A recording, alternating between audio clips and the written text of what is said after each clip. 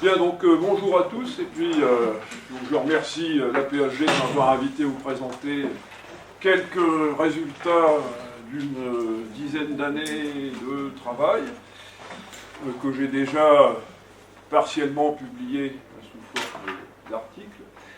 Et donc je vais vous parler aujourd'hui de Rive-Montsurante dans une certaine mesure, mais en remettant Rive-Montsurante, qui est un grand site antique situé à une trentaine de kilomètres au nord-est d'Amiens, sur la proximité de la voie Amiens-Arras. Donc ce site, je vais le remettre en contexte au sein de ce qu'on peut appeler l'urbanisme antique, qui dépasse, vous allez le voir très largement, le cadre des chefs-lieux de cité, notamment en Gaule du Nord. Alors c'est un site qui a fait l'objet de multiples campagnes de fouilles programmées depuis le milieu des années 60, et c'est évidemment en grande partie à mon collègue et maître, dans une certaine mesure Jean-Louis Cadou, qu'on doit la découverte et le travail de recherche sur ce site, qui a été ensuite poursuivi jusqu'au début des années 2000 par d'autres. Alors je vais vous parler d'une zone, c'est la première diapo, donc, qui correspond à l'ouest de la province de la Gaule-Belgique, donc un ensemble de 7 cités que vous avez ici. Alors cette carte est un petit peu touffue, tout simplement parce que j'y ai reporté l'intégralité des ce qu'on appelle les agglomérations secondaires antiques, connues pour tout cet espace.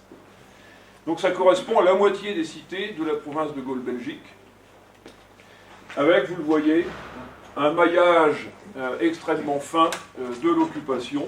Évidemment, parmi tous ces sites, tous ne sont pas des sites urbains, et je vais donc commencer par des questions de méthode. Dans un premier temps, qu'est-ce que c'est qu'une agglomération secondaire antique? Qu'est-ce que c'est qu'une ville dans ces espaces de l'Occident romain? Parce que ce sont des questions préalables que l'on doit obligatoirement se poser avant de commencer à réfléchir sur comment se présentent ces sites. Alors l'agglomération secondaire, je dirais que c'est une expression qui a été créée faute de mieux, parce qu'il a fallu nommer à un moment donné une forme d'occupation du sol qui se situe entre l'établissement rural isolé et puis le chef-lieu de cité. Ces deux formes d'occupation, on les connaît bien. L'établissement rural, dans nos régions, c'est surtout ce qu'on appelle la villa, même si on sait aujourd'hui qu'il y a d'autres choses.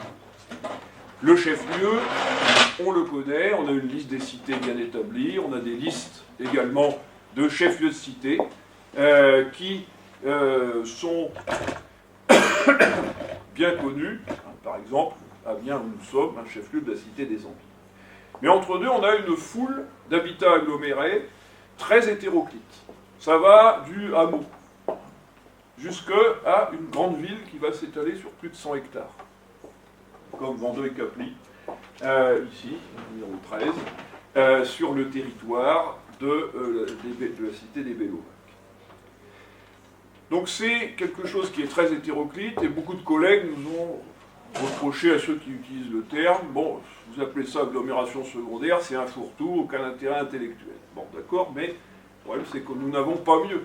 Nous n'avons pas mieux parce que on pourrait parler de petite ville si on était certain de pouvoir justement juger si l'agglomération est urbaine ou non. Dans la plupart des cas, l'information archéologique ne nous permet pas de le dire, parce que j'ai oublié de le préciser, mais sur tous ces sites, les sources sont à 99,8% de l'archéologie, puisque nous n'avons pas de texte, les inscriptions sont indigentes, donc on est contraint de recourir aux données archéologiques, des données archéologiques qui, chance pour nous, sont extrêmement riches pour cette région qui est prospectée et qui fait l'objet de fouilles préventives très importantes depuis longtemps. Donc agglomération secondaire, c'est un terme que je vais conserver. On pourrait dire que c'est une sorte de notion d'attente, entre guillemets, jusqu'à ce que, dans un futur idéal et sans doute jamais atteignable, nous connaissions parfaitement ce qui se cache derrière chacun de ces sites. Alors, qu'est-ce qu'une ville dans les provinces romaines des Gaules? Alors, pour les Romains, parce que vous savez qu'il faut toujours essayer de se replacer dans le mode de pensée des sociétés auxquelles on s'intéresse. Donc, pour les Romains, la notion de ville en tant que telle n'a pas beaucoup de sens. La notion fondamentale, vous la connaissez, c'est la notion de cité. Et la cité, elle a un centre urbain, le chef-lieu, puis il y a le territoire. Et quand on regarde à propos de la ville par excellence qui est Rome, ce que veut dire Urbs, ça veut dire l'espace qui est à l'intérieur de ce que les Romains appellent le pomerium, qui est une ligne symbolique, imaginaire et religieuse, qui sépare le chef-lieu de cité du reste du territoire, avec un certain nombre d'interdits et de particularités donc pour les activités qui peuvent se dérouler à l'intérieur de ce pomerium. Je ne vais pas revenir là-dessus. Cependant, au-delà de cette définition juridique et sacrée, les Romains ont aussi créé la notion d'urbanitas. L'urbanitas, les traductions sont toujours difficiles, on pourrait traduire ça par la vie civilisée, au sens que les Romains souhaitent donner à cette vie civilisée. Qu'est-ce qu'on trouve parmi les éléments qui caractérisent cette urbanitas? Notamment le fait de vivre dans un cadre de vie qui corresponde justement à l'idée que les Romains se font de la vie civilisée. C'est-à-dire un cadre de vie où on a des bâtiments publics qui permettent d'accomplir un certain nombre d'activités. Je pense aux thermes, aux édifices de spectacle, aux sanctuaires, évidemment, où se déroulent des rituels de type romain. Et puis, il y a aussi le cadre de vie privé. L'aristocrate, s'il veut faire preuve d'urbanitas, il va vivre dans une résidence qui va présenter justement un certain nombre de caractéristiques particulières, notamment la présence de ces espaces de réception, atrium, de ces espaces où l'on reçoit ces commensaux, le triclinium où on va banqueter, etc. Bon, je fais ça à très grands traits, c'est des choses qui sont bien connues mais qu'il faut rappeler. Alors, pour les chercheurs contemporains, on ne peut pas en rester à cette définition-là, parce que sinon, c'est, vous le voyez, quand même extrêmement vague. Donc il faut qu'on se rapproche des travaux des géographes, comme on le fait très souvent, dès lors qu'on travaille sur l'occupation du sol, quelle que soit l'époque. Donc se rapprocher des géographes, qui ont travaillé, vous le savez, depuis très longtemps sur la notion de ville, et auxquels on peut emprunter un certain nombre d'outils. Alors pas tous, parce que la différence évidemment entre la période dont je vais parler et la période actuelle, c'est que nous sommes dans des périodes pré-statistiques. Donc nous n'avons pas toutes ces données chiffrées, quantitatives et qualitatives d'ailleurs, dont on peut disposer pour des villes actuelles. Donc il faut faire preuve de pragmatisme. Donc le nombre d'habitants, ça ne marche pas.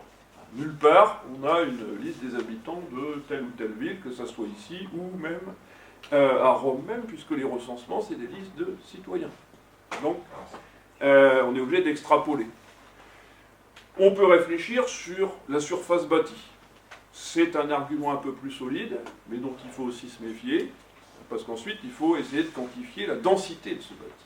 Ce n'est pas la même chose si vous avez un site comme Rimont qu'on va voir tout à l'heure, où il y a beaucoup d'espaces vides. Alors, certes, ça s'étale sur sans doute 75 hectares, mais il y a d'immenses esplanades qui sont vides. Et puis, un autre site, vous allez avoir des îlots urbains, comme à Beaumont-sur-Oise, plus au sud, où là on a une densité de construction beaucoup plus importante sur un espace qui fait une trentaine d'hectares. Donc ça peut être un indicateur. Ensuite on va croiser avec d'autres éléments. Alors d'autres éléments, alors quand on passe en revue, il y a évidemment les fonctions urbaines, c'est des choses que vous connaissez, je ne vais pas revenir là-dessus. Il pourrait y avoir aussi, dans un monde idéal, le fait que les habitants se sentent urbains. Bon, malheureusement, là encore, nos sources sont absolument inexistantes. Donc, je passe là-dessus. Donc, on en est réduit à combiner surface bâtie, fonctions mises en évidence, monuments et espaces publics présents, plans, puisque si on a un schéma quelque part d'urbanisme, ça sous-entend bien qu'on est dans un espace urbain. Et en combinant tout ça, on arrive à déterminer un certain nombre de critères, en partie empiriques, qui permettent de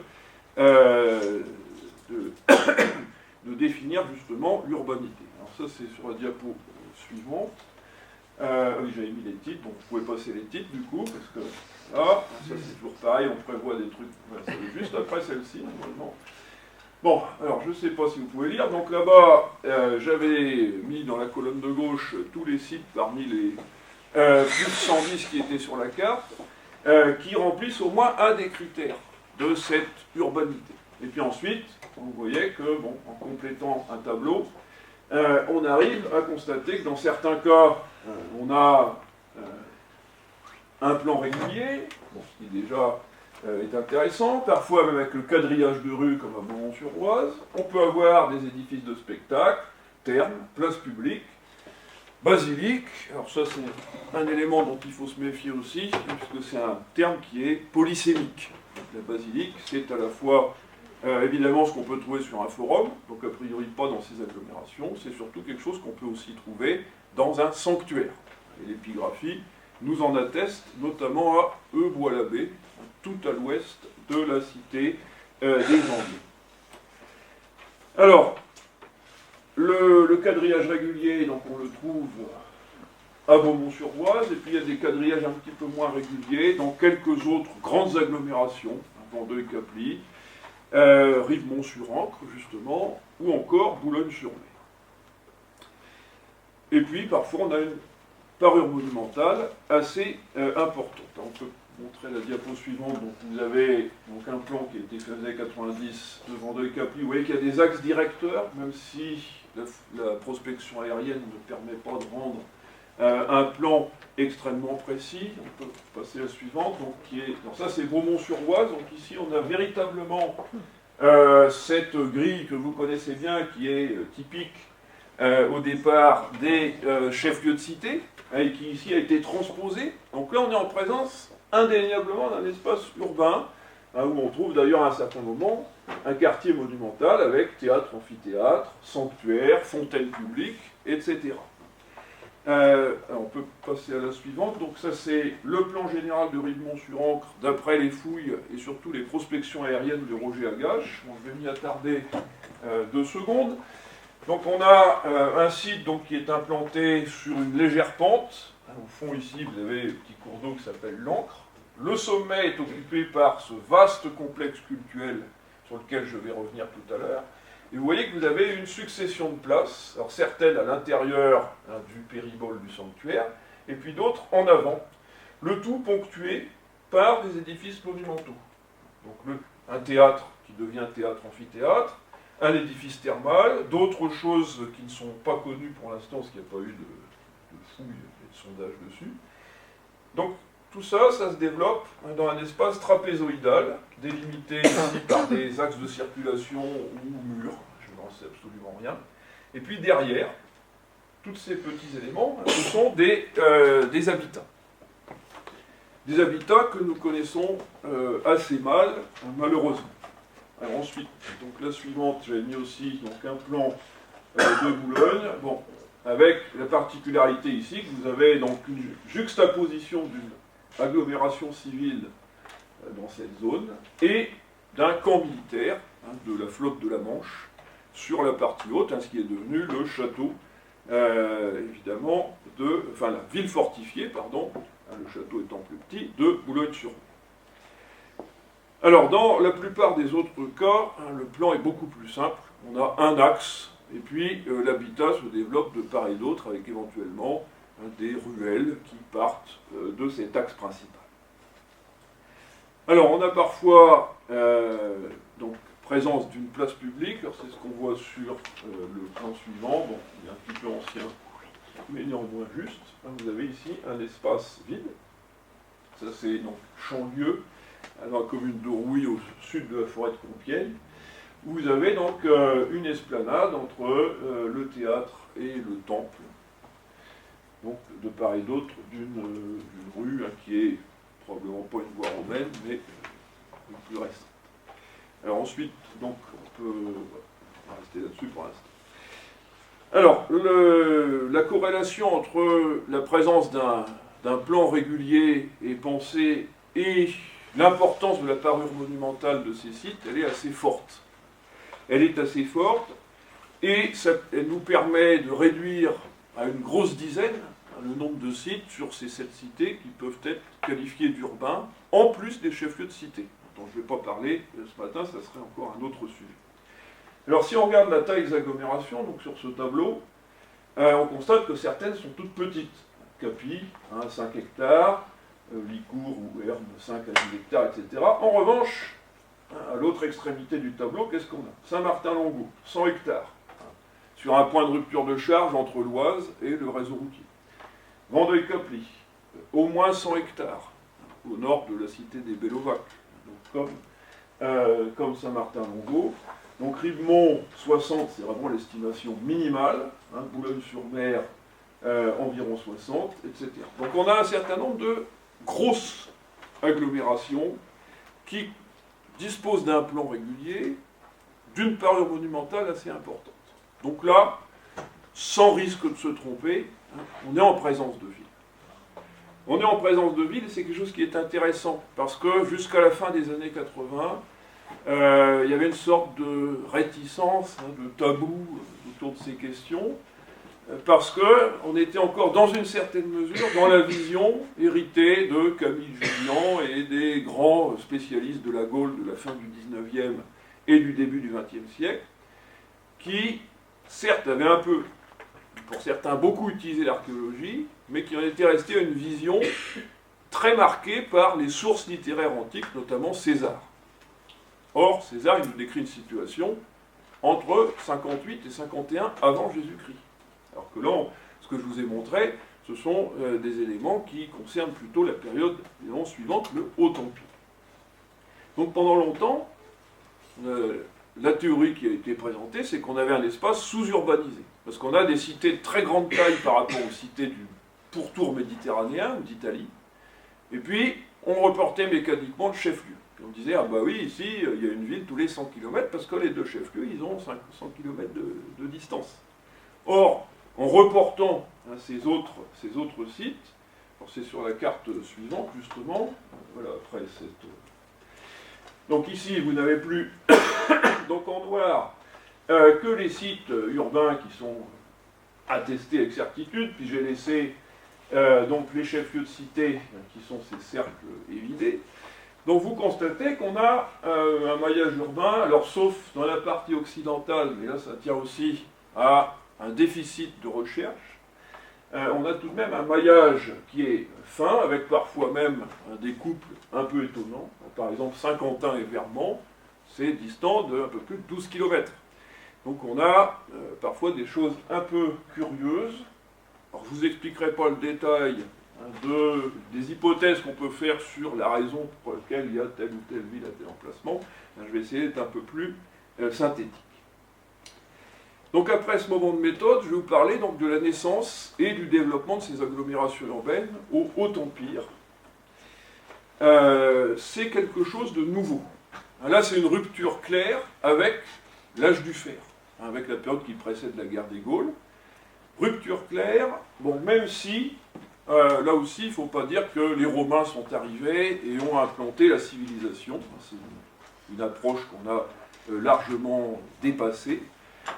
Il existait déjà des habitats agglomérés, voire des habitats qui avaient un certain nombre de caractéristiques urbaines, notamment dans la partie sud de cette région, dans la région de la vallée de l'Aisne. Autour de Soissons, on a de gros sites de la fin de l'âge du fer qui présentent un certain nombre de caractéristiques urbaines.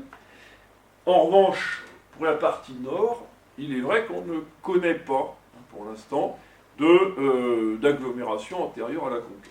Bon, peut-être là aussi parce qu'on n'a pas cherché où il fallait, ce qui est possible. En revanche, ce qui est sûr, c'est que la forme urbaine qui se développe à partir de la conquête, c'est une forme urbaine résolument romaine. Donc la nouveauté, c'est pas forcément qu'il y ait des villes, encore que, c'est que, eh bien, on a la mise en place d'un maillage urbain, d'un maillage de place centrale, qui est en rupture. Qui est en rupture, même si certains sites existaient déjà avant. Rivemont's-sur-Orge, c'est un site où on a des éléments liés au culte depuis le 4e ou le 3e siècle avant Jésus-Christ. Mais on n'a pas d'habitats qui sont associés à ça. Donc il y a une permanence du lieu, en tant que place centrale du peuple des Ambiens, puis de la cité des Ambiens, mais on n'a pas de permanence, je dirais, en termes de fonction et en termes de paysage, du tout. Alors, donc, la diapo suivante, c'est un tableau, vous avez les éléments chronologiques. Donc vous voyez qu'un certain nombre de sites existent déjà au changement d'air, Vendeuil-Quably, Orouy, Vermand, Rivemont, Morbihan-Saint-Saturnin, Boulogne-sur-Mer, et que quand on est à la fin du 1er, 2e, 3e siècle, eh bien on a l'apogée de ces sites. Et puis ensuite, donc vers la fin de l'Antiquité, j'en reparlerai tout à l'heure si on a le temps, il y a un déclin très net avec la mise en place d'un nouveau type de maillage, de réseau urbain, là encore.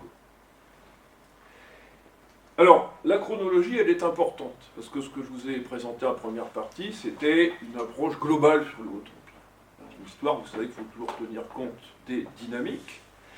Et si on regarde la chronologie, pour les sites qui sont bien connus, alors certains sont occupés, mais lesquels sont déjà urbains. Ben, le seul qui soit déjà urbain au milieu du 1er siècle après Jésus-Christ, c'est Beaumont-sur-Oise. Celui que je vous ai montré tout à l'heure, avec ce quadrillage urbain, que d'ailleurs j'ai dû remettre normalement après, je pense, sur les... Ouais.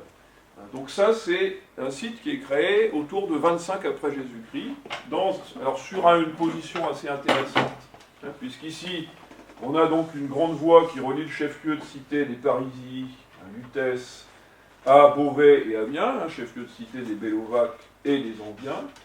Et vous voyez que cet axe de circulation, il constitue vraiment l'épine dorsale du plan de cette agglomération urbaine, où se mettent en place des îlots de part et d'autre, donc de l'axe principal.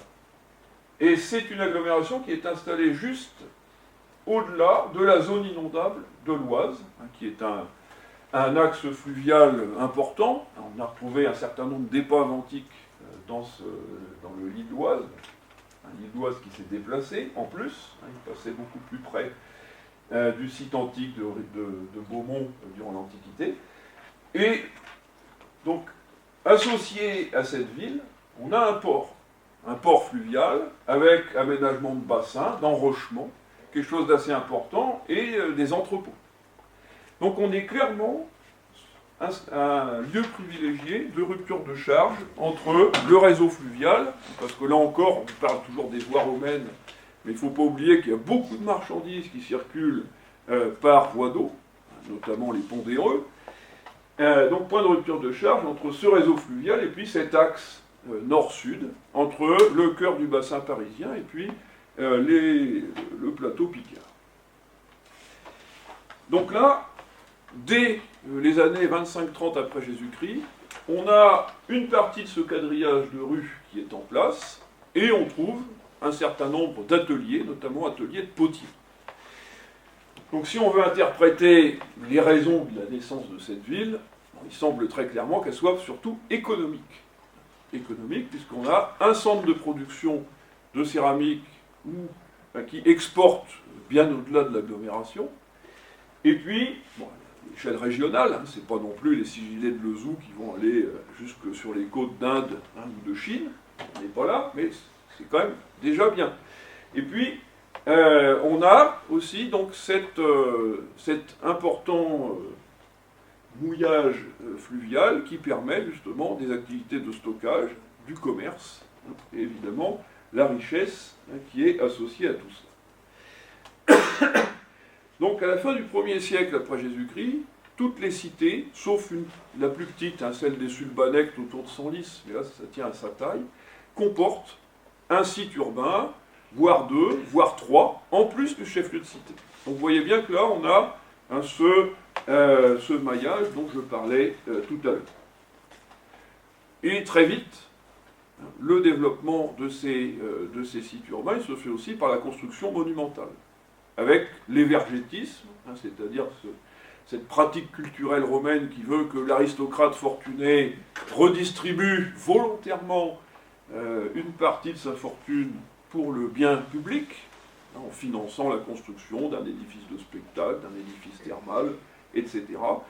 Donc on a quelques inscriptions, à Rive-Mont-sur-Ancre, on a des fragments d'inscriptions qui attestent d'un acte d'évergétisme au IIe siècle, et puis à Bois-l'Abbé aussi. On a un gros morceau de la plaque de dédicace de la basilique du sanctuaire de Bois-l'Abbé, et on a aussi des fragments de l'inscription qui attestent la reconstruction du théâtre de la ville. Donc on sait que là, eh bien, il y a eu vraiment un investissement des élites locales pour monumentaliser ces centres urbains secondaires. Alors pourquoi? Sans doute qu'il y avait un intérêt politique particulier à investir là, peut-être plus que dans le chef-lieu de cité, ou concurremment un investissement dans le chef-lieu de cité. Alors, je vais passer maintenant au cas de Rive-Mont-sur-Ancre, alors avec la diapo suivante encore. Voilà, donc on va reprendre le plan général, donc avec sur la partie haute ce sanctuaire, implanté sur l'emplacement d'un important site cultuel. Alors je ne vais pas m'avancer sur l'interprétation parce qu'elle est sans doute compliquée, donc qui a été créé à l'Athènes moyenne. Et donc vers 30 avant Jésus-Christ, les vestiges lathéniens sont nivelés et à la place, on assiste à la mise en place d'un sanctuaire d'un type tout à fait nouveau. Donc, qui se situe dans cet espace. C'est seulement au IIe siècle que le temple est reconstruit plus haut lors d'une extension vers le haut de la pente, le haut du verset. Alors, je vais pouvoir, donc sur la diapo suivante, il y a un état du premier sanctuaire sur lequel je vais m'arrêter.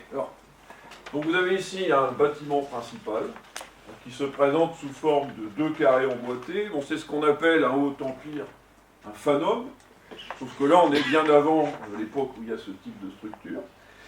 Vous avez donc, on y accède par une allée gravillonnée. Vous distinguez ici une zone où il y a beaucoup moins de gravillons et ça se présente sous forme rectangulaire. Donc ici on a sans doute les traces d'un arrachement d'un autel qui se trouvait en avant du temple. Donc cette allée, elle passe ici sous, alors ça ce sont de grosses fosses qui accueillaient d'énormes poteaux de bois. Donc on interprète ça comme un porche monumental permettant l'accès. Et puis à l'extérieur, vous avez un plus petit édifice cultuel, lui avec, semble-t-il, un simple carré. Alors ces perturbations, c'est des tranchées de 14-18, qui n'ont pas beaucoup finalement abîmé le site. Ce dont on s'aperçoit dans cette zone, c'est que finalement les traces de la Première Guerre mondiale n'ont pas été si destructrices. L'agriculture intensive depuis les années 60 est beaucoup plus destructrice que n'a pu l'être la Première Guerre mondiale. Donc, on a là un bâtiment cultuel qui est le plus ancien que nous connaissions actuellement pour la Gaule du Nord. Même dans les chefs-lieux de cité, on ne connaît pas de bâtiment cultuel aussi vieux. Alors ça, c'est intéressant, dans la mesure où ça montre qu'il y a, dès le départ, dès les premières décennies qui suivent la conquête, une volonté d'investir sur ce site. Et d'investir en construisant des bâtiments d'un type nouveau. Et des bâtiments, on va s'attarder encore un peu là-dessus, des bâtiments dont les techniques de construction sont tout à fait originales. Ici, donc, vous avez ce qu'on appelle la cella. C'est la pièce où se trouve la statue de culte. Et donc, vous voyez ici des éléments qui sont en fait des négatifs de poutres, qu'on appelle des sablières, qui ont été posés à plat sur le sol pour supporter un plancher. C'est des techniques de construction qu'on connaît uniquement, pour cette période, dans des sites militaires. Notamment des sites militaires qui sont des camps d'étape, qui jalonne la route des légions romaines en train de faire la conquête de la Germanie. On est avant le désastre de Varus. Donc, c'est l'époque où les Romains ont encore l'ambition d'aller faire la conquête de toute la Germanie. Et sous la cathédrale de Bâle, donc pas loin du Rhin, on a un bâtiment qui est contemporain de celui-ci et qui met en œuvre exactement les mêmes techniques de construction. Alors, en quoi est-ce que c'est intéressant ? Bon, d'abord parce qu'ici, on a des techniques de construction originales, très précoces, et deuxièmement parce que c'est des techniques de construction qu'on trouve surtout en milieu militaire.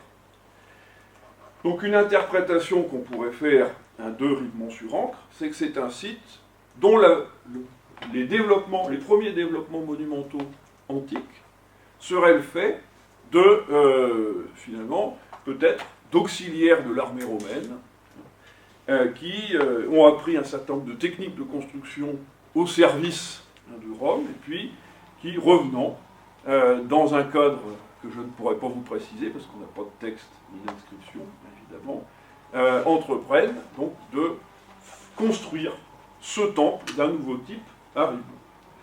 Alors c'est également intéressant quand on regarde la présence de l'autel à l'extérieur.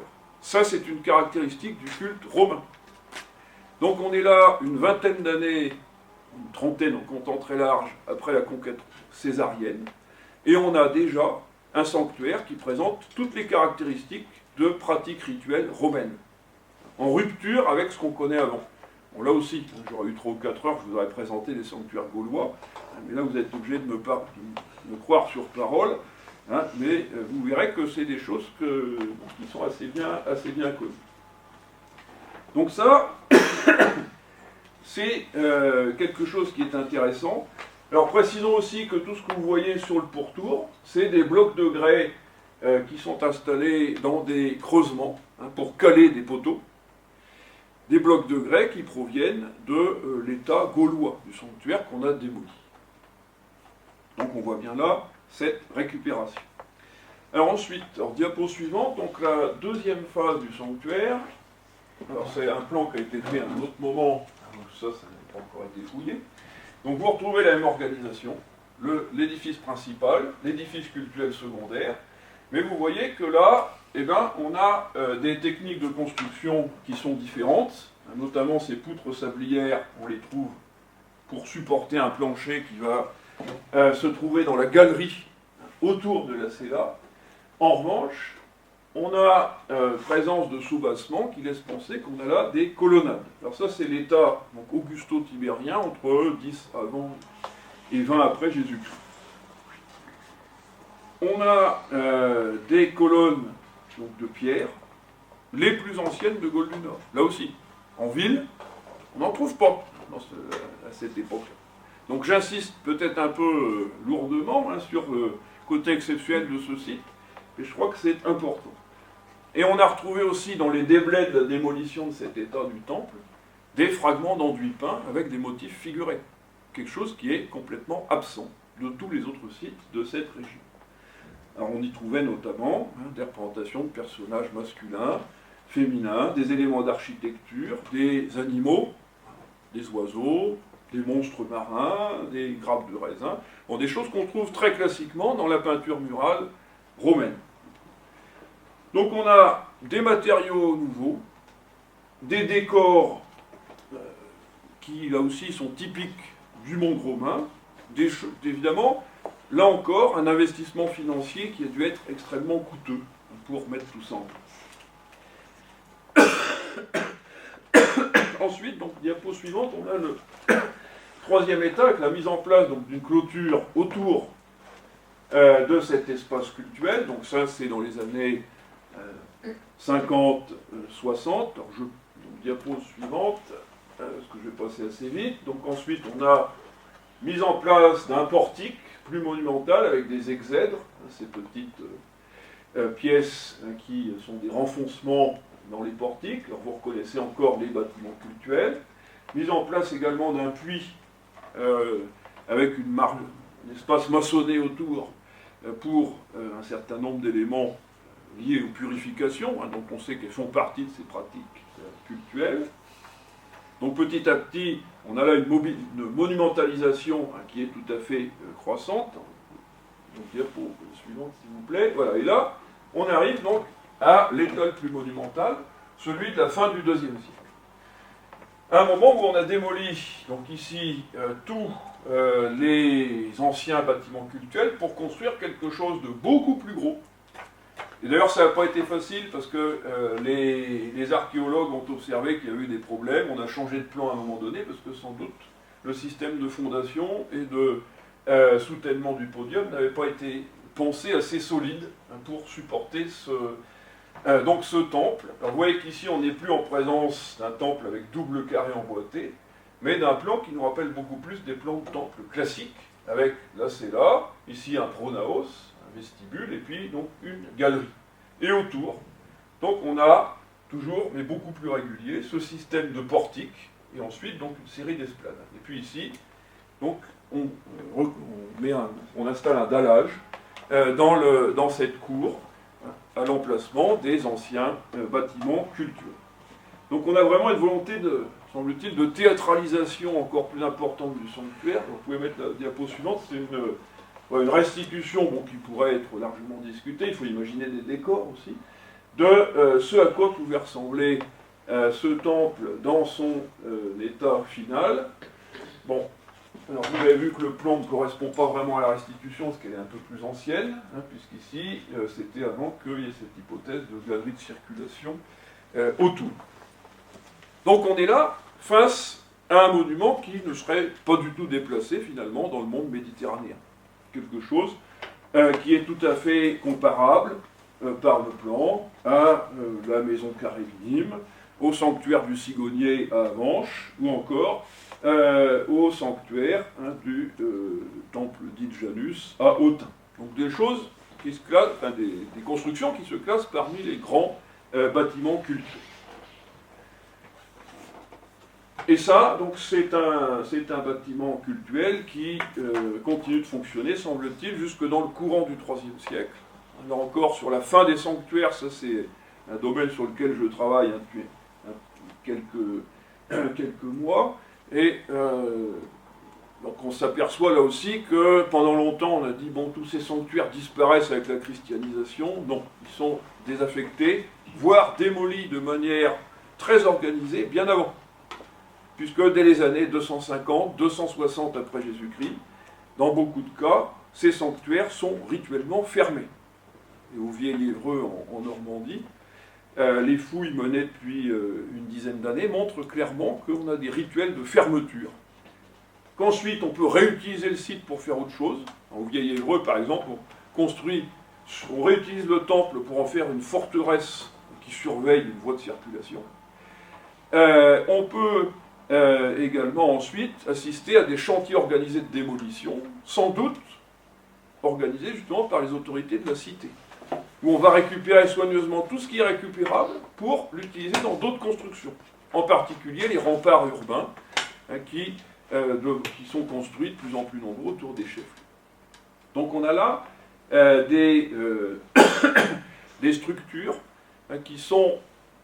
qui meurent finalement de leur belle mort sans intervention aucune du christianisme, puisque on a plus d'un siècle entre la fermeture de ces temples, ces grands sanctuaires civiques, et les premières manifestations un peu importantes de christianisme ou d'édifices chrétiens dans les chefs-lieux.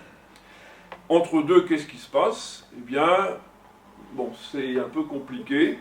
Il y a évidemment toujours des rituels païens, mais sous une autre forme, qui seraient des rituels qui seraient plutôt déconnectés de cette religion civique qui était une des caractéristiques des cités du monde romain depuis l'époque augustéenne, depuis la conquête.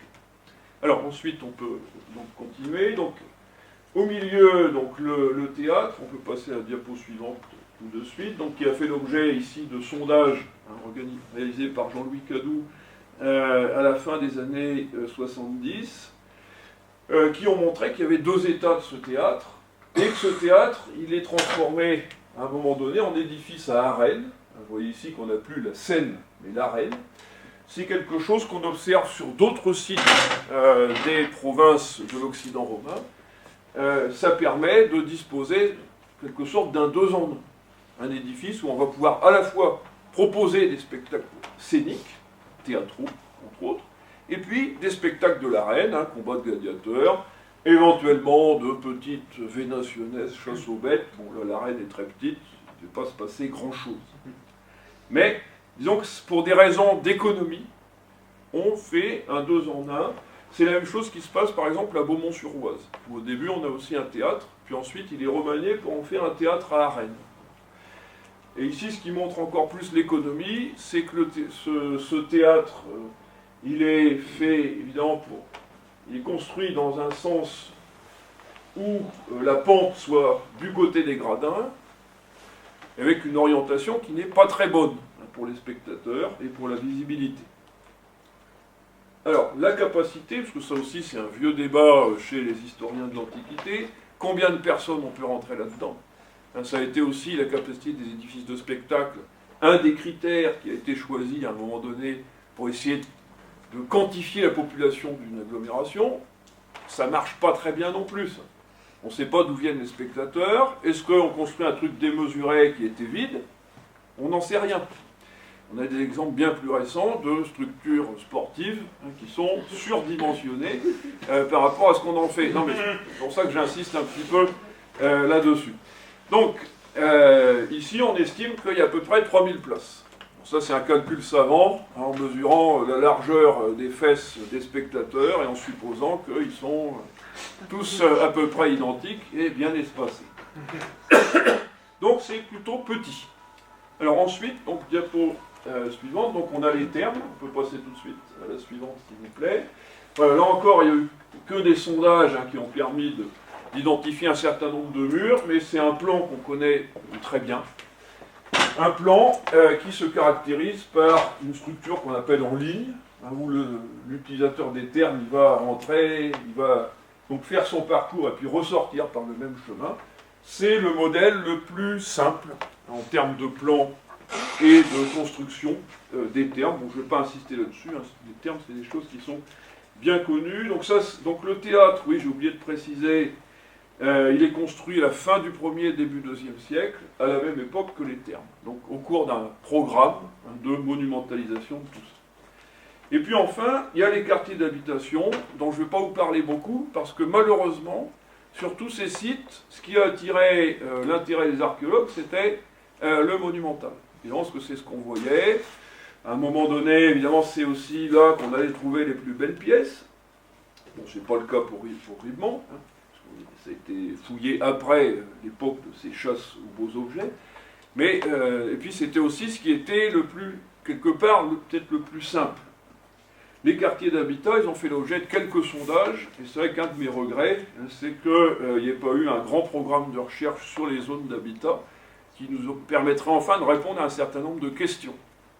Parce qu'au départ, comme Ribemont n'était pas considéré comme une ville, on avait supposé que c'était plutôt des espaces d'accueil temporaires, un peu sur le modèle de centre de pèlerinage, où on aurait eu des gens qui seraient venus périodiquement pour des fêtes, puis le reste du temps, ça aurait été vide.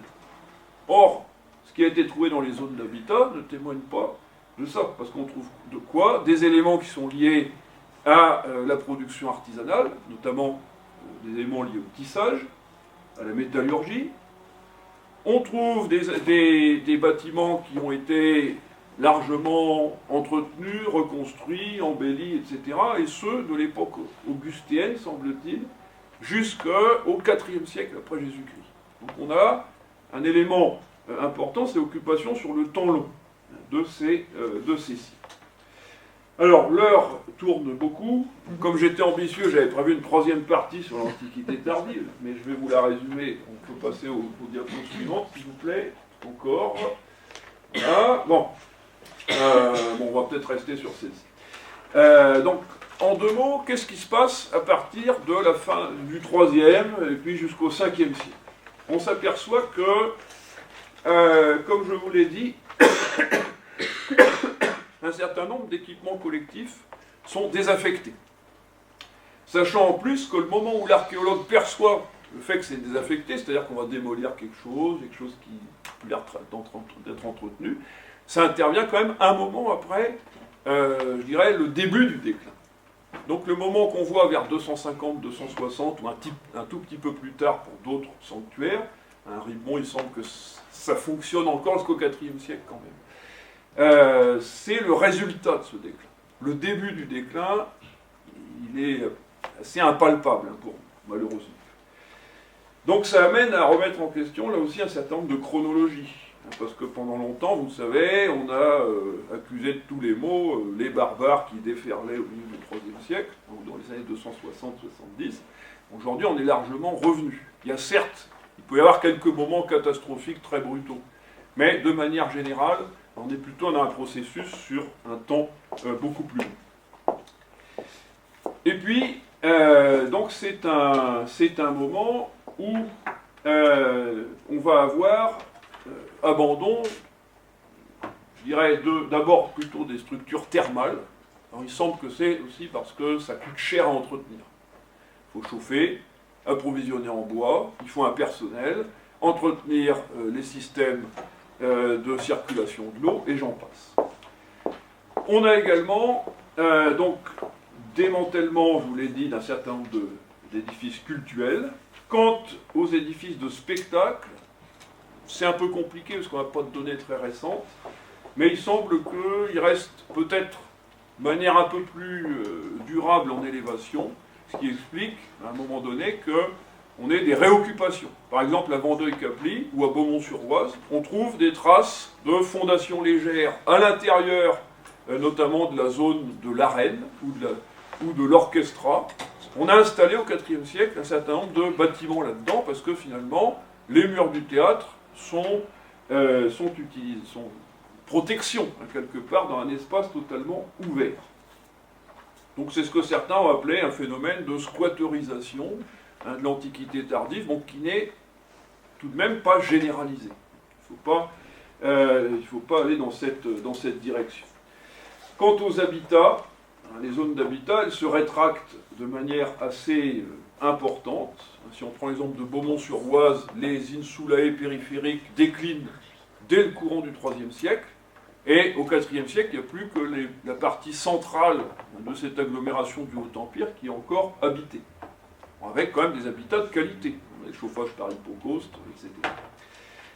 Et le moment de rupture important, c'est plutôt fin 4e, début 5e siècle, où tous ces sites, qui à une exception près, Noyon, n'ont pas été fortifiés par un rempart, disparaissent, parce que trop exposés, ou parce que finalement ils n'ont plus d'utilité dans le nouveau réseau urbain qui est en train de se mettre en place autour des chefs-lieux de cité, de quelques agglomérations qui sont promues chefs-lieux de cité, comme Boulogne-sur-Mer, par exemple, et puis d'autres agglomérations qui ont bénéficié d'une fortification. Alors à Noyon, on sait qu'il y a un bataillon de troupes fédérées, c'est-à-dire recrutées en Germanie et installées dans l'Empire pour protéger l'Empire, qui est installée, ça on le sait, par une liste de ces troupes qui a été transmise jusqu'à nous. Alors, est-ce que c'est encore des villes au IIIe et IVe siècle, ces sites ?